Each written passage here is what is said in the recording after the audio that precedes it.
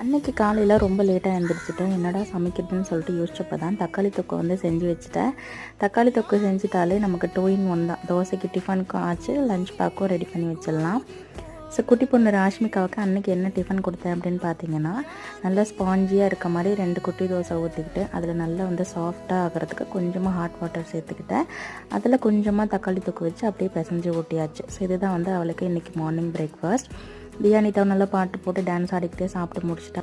So அவள் ஸ்கூலுக்கு போனதுக்கப்புறமா என்னோடய சிஸ்டர் வந்து எனக்கு சாரீலேருந்து கன்வெர்ட் பண்ணி தைச்சி கொடுத்த இந்த சுடிதார் வந்து போட்டு பார்த்துட்டு இருந்தேன்.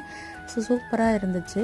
அண்ட் நான் மதியத்துக்கு வந்து பார்த்திங்கன்னா காலிஃப்ளவர் சில்லி தான் வந்து போட்டுட்ருக்கேன். பருப்பு ரசம் வச்சதுனால சைட் டிஷ் வந்து இதை பண்ணலான்னு சொல்லிட்டு பண்ணிகிட்ருந்தேன். அண்ட் தியானித்தை வந்து ஸ்கூல்லேருந்து பிக்கப் பண்ணிவிட்டு வரப்போ சரியான மழை. ஸோ ஈவினிங் ஏதாவது ஸ்நாக்ஸ் செஞ்சு கொடுமான்னு சொல்லி கேட்டுட்டு இருந்தா.